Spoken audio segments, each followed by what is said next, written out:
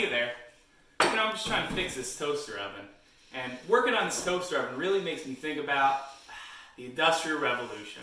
It makes me think about how goods started being produced by machines, and things like this toaster oven were made by machines, not by hand, by, say like, I don't know, macaroni necklaces anymore. Let's go talk about the Industrial Revolution. Come on! Today we're going to be talking about the Industrial Revolution. Industrial Revolution is a movement that takes place from about the 1780s to the 1840s. Some countries go through it a lot earlier. Countries like England go through it very early on. There's some countries that go through it right in the middle. The U.S. might be included in that. And then some countries, you could argue countries like China, even India, they don't really go through the Industrial Revolution even until the 1900s. So even in that case, it's a lot more recent. So in some cases, the Industrial Revolution hits earlier, in some cases it's later. It depends on the country. We're today going to be, for the most part, focusing on a country like England. So you might ask yourself, what is the Industrial Revolution? The Industrial Revolution is, to kind of keep it simple, a period of increased production of machine-made goods. So that means goods that are made in factories. It means they're being produced by machines, not by hand, not by people in their own house, but made in factories. So if you're picturing something, if I go back here for a second, like a factory town like this, there's smokestacks. That's what we're kind of talking about with the Industrial Revolution. So before the Industrial Revolution, you might be thinking, well, how were goods made? Well, for the most part, goods were made by hand before the Industrial Revolution. So, well, you know what time it is. It's time to wash our hands. So it can never be too safe in a day and age like this. Why don't we go wash our hands? Let's go.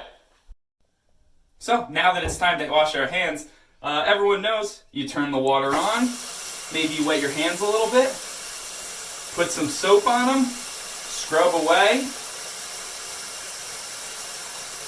and then we wash our hands.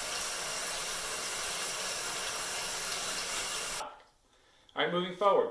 The Industrial Revolution probably doesn't happen if a few other events didn't precede it. The first one is the Agricultural Revolution. So without the Agricultural Revolution, the Industrial Revolution probably doesn't happen. Okay? What happens during the Agricultural Revolution is that landowners start buying up all these small farms, and as they buy up small farms, they create what's called enclosures. And enclosures are large fields that are owned by one farmer instead of individual little farmers. Because of enclosures, because of this, small-time farmers, guys that only planted one crop or only grew stuff for their family, their farms are bought out, so they're gone. So now they have to go to look for work. So this frees up a lot of these farmers. A lot of people now move from the rural areas, so we're talking farms, they start moving to the cities. All right, one of the places that the Industrial Revolution happened first was England, and I think we mentioned that already.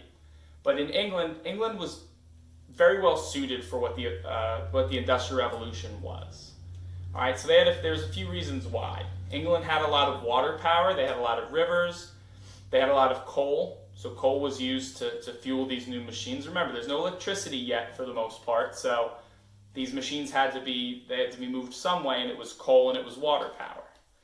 England also has a lot of iron ore, so if you think about what they needed to build machines, what they needed to build factories, it was iron. So because England had a lot of iron, they were able to now kind of work this into building new factories, building new machines and everything like that. They had a lot of rivers, like I previously said, for transportation. So if they made goods in one part of the country, they could ship them right to another part. And very importantly, we've talked about this before, England's an island, so they were able to use their harbors to ship these products worldwide. So now, if England was making products, they could ship them to America, they could ship them to France, they could ship them to the rest of the world. England's very well suited to do that. All right, so you might ask yourself, what do you need to produce goods? Like what would a business owner need? It's very simple, 3 things. And if you want to take a second to try to think about it, I'll give it to you. But the 3 things would be land. You need somewhere to build a factory. You need labor, you need workers, you need people to staff your factory to make your product, to ship it out, and you need capital. All right, you need money. All right, you're not going to be able to start a factory, you can't pay workers, you can't buy goods, you can't do any of that if you don't have money. All of these 3 things are called the factors of production. All right. During this time period, you also see the invention of some things like the steam engine. The steam engine's kind of like, if you want to, it's an engine. So it's similar to what our cars are like today, except it uses steam, not gasoline. But it's able to power boats up and down rivers. Machines now can be fueled by steam. And arguably the biggest impact is now you're going to have the invention of train.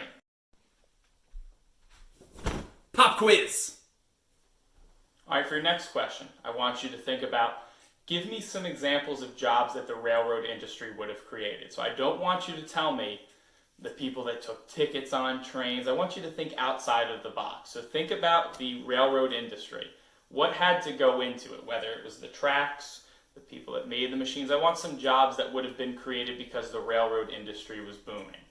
All right, the railroad's extremely important to the Industrial Revolution, England specifically, because it's a cheap way to transport goods quickly. All right, you throw them on a train, they can cross the country very simply. Trains can pull a lot of weight. It's not like horses and buggies, much easier than that. Creates thousands of jobs. That's that question that you guys are going to be answering. And ultimately, it allows other people to transport their goods, whether it's factories, whether it's farmers. Now you don't need to live in the country. You don't need to live in rural areas if you want food. It can be shipped to the city very quickly. If you have cattle, you can now, you slaughter the cattle, you throw them on a train, it takes them to the city, and it can be shipped elsewhere. All right. The Industrial Revolution is also big for urbanization, which is, for the most part, a fairly simple concept. And that is that people started moving from farms to the city, right? Urban always means cities. So now you're going to have a lot more people moving to the cities. And with that comes some good and some bad. They're going to start building more cities, and there's going to be some negative problems. All right? In the cities, at a certain point, you're going to have overcrowding. You're going to have overpopulation. There's not going to be enough housing, not going to be enough schools, not going to be enough police to make sure that everyone's following the law. In a lot of cases, because there's not enough housing, families will have to live in one room. So imagine, something like the size of even our classroom, maybe having 2 or 3 families living in that. Not separate rooms. I'm talking 3 families in one classroom. There was no systems to get rid of garbage. There wasn't indoor plumbing, so you might be able to see in the picture, but a scene like this would have been fairly common. This is kids playing in the street just feet away from like a dead horse. No one was taking out the garbage. People just threw it out their front windows, out their front doors, and it just stayed there until it rotted. So that's, as you can imagine, going to cause some problems further down the line, stuff like disease, and you're going to see the death rate go through the roof. All right, one of the most famous books, this is going to be your assignment probably next week, is going to be, you're going to read an excerpt from this book called The Jungle that talks about a lot of the problems in the Industrial Revolution that take place in the United States. But we'll get there. I'll save that. I don't want to give it away. You'll read that next week. In some cities in England, the average lifespan was 17. So that means that people were starting work at the age of 7 or 8. And in a lot of cases, they weren't lasting past their teenage years. They were dying because the factories were dangerous. They were dying from the pollution.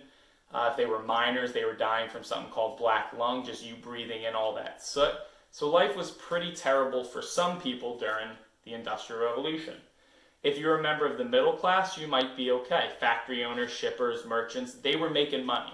If you were members of the lower class, the working class, miners, factory workers, probably weren't doing too well. The average age was lowered, terrible working conditions, terrible living conditions, all that stuff, it affects different parts of the population differently.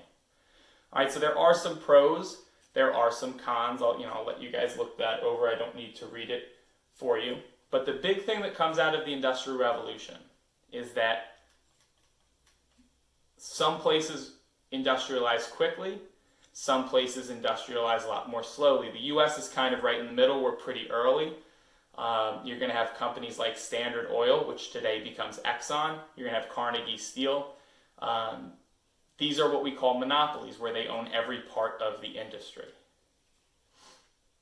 All right, so some countries industrialize quickly, some industrialize slowly. That means that throws off the balance of power. I know we kind of just finished it at the end before we had this break, but if you remember the Congress of Vienna, the point was to try to establish a balance of power, make sure every country was equal. Now, Some will industrialize quickly, places like England, France, Germany. Some places will industrialize slowly, and that's going to throw off the balance of power. That's going to mean that some countries are stronger than others, some are weaker than others. And here's where it becomes a big problem. If you're an industrialized country, if you're England, if you're France, if you're the US, what do you need to produce goods? You need raw materials, right? You need resources. So you need things like iron, you need coal, you need rubber, you need that stuff that if you don't have it, you can't get it unless you do what they did. And that's that they basically take it from weaker, underdeveloped countries. That's something that we're going to end up talking about at a later date. Pop quiz. All right, so question 3 is going to be, where would countries get their materials? If the US or England didn't have stuff like iron or coal or rubber, where were we going to find it? You might have to look this up a little bit, but where did countries like England, France, Germany, the United States, where did we get our raw materials from if we didn't have them ourselves? All right, just to finish up, the Industrial Revolution is a pretty simple movement. Countries that had the ability to started making more goods in factories. They made more money that way. They became rich that way. If you were a factory owner, you were becoming rich, but it did end up kind of splitting apart the population. This is what made the rich even richer and what made the poor even poorer. So workers weren't getting paid well, but the factory owners were making a lot of money.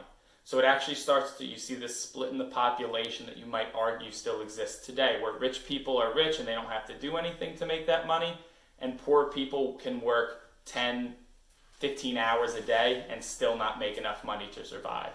So your fourth question is, I want you to elaborate in Google Docs. Overall, was the Industrial Revolution beneficial, or did it have more of a negative impact? So you can talk about a multitude of different things, but I want you guys to just answer that question. Was the Industrial Revolution a good movement, or was it bad? And I want you to explain why or why not. All right, I want you to explain your answers.